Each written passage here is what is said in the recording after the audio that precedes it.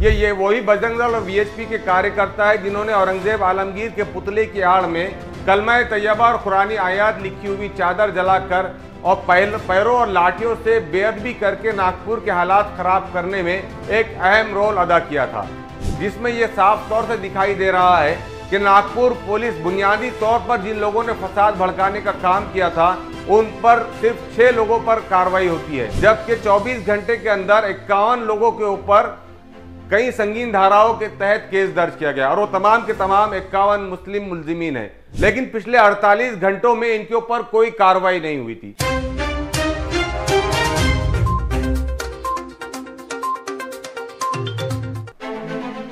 अस्सलाम वालेकुम, आप देख रहे हैं एशिया एक्सप्रेस टीवी। मैं हूं शारिक नक्शबंदी।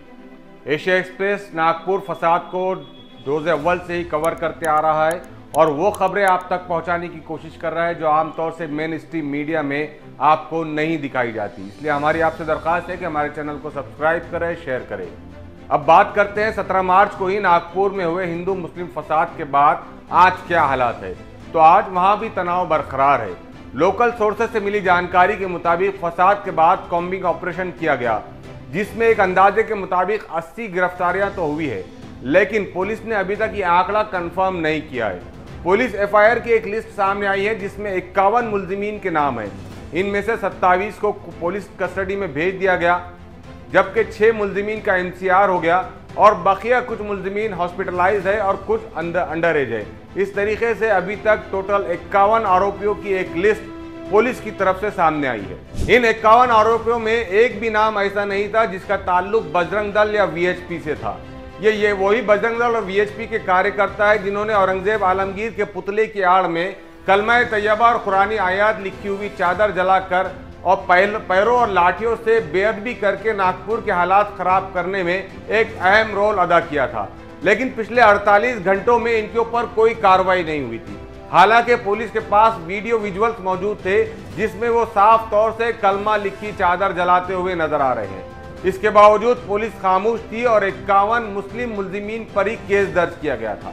लेकिन एडवोकेट आसिफ कुरैशी और उनकी पूरी टीम की कोर्ट से और पुलिस से बार बार दंगा भड़काने वाले मुलजिमीन के खिलाफ कार्रवाई के मुतालबे को लेकर आज नागपुर पुलिस ने 6 वीएचपी और बजरंग दल के कार्यकर्ताओं को गिरफ्तार किया। नागपुर में रहने वाले आम मुसलमानों का यही कहना था कि वीएचपी और बजरंग दल अगर औरंगजेब आलमगीर रहमतुल्लाह अलैह का पुतला जलाते तो उससे उन्हें कोई ऑब्जेक्शन नहीं था।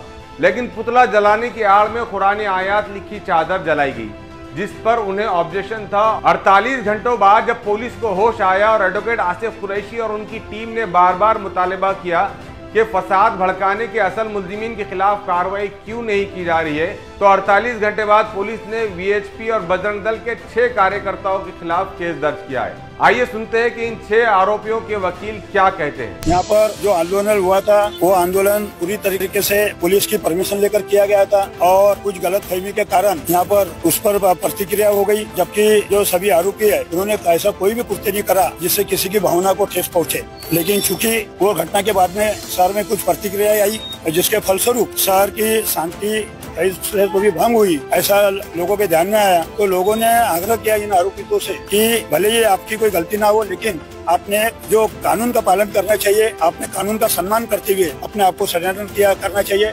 हालांकि आरोपी को पता था कि उनके खिलाफ गैर जमानती जो धाराएं है वो भी लगाई गई है, उसके बावजूद उन्होंने अग्रिम जमानत का रास्ता न लेते हुए अपने स्वयं को यहाँ पर इस पुलिस स्टेशन में उन्होंने सरेंडर किया, आत्मसमर्पण किया और आगे पुलिस ने उनको अरेस्ट करके अभी उनको कोर्ट में लेकर गई। पुलिस किस तरीके से उस केस को प्रस्तुत करती है उसके हिसाब से हम लोग अगर संभव हुआ तो आज ही जमानत के लिए अप्लाई करेंगे, क्योंकि जमानत मांगना ये हमारा संवैधानिक अधिकार है।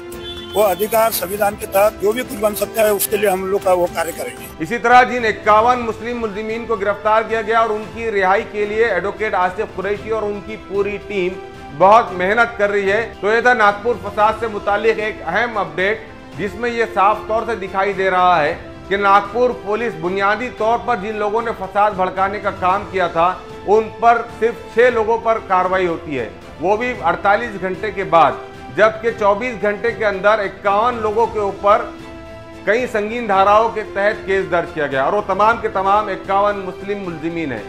फसाद चाहे कोई भड़काए, दंगाइयों के खिलाफ जरूर कार्रवाई होनी चाहिए, इसलिए कि कानून हाथ में लेने की किसी को इजाजत नहीं मिलनी चाहिए।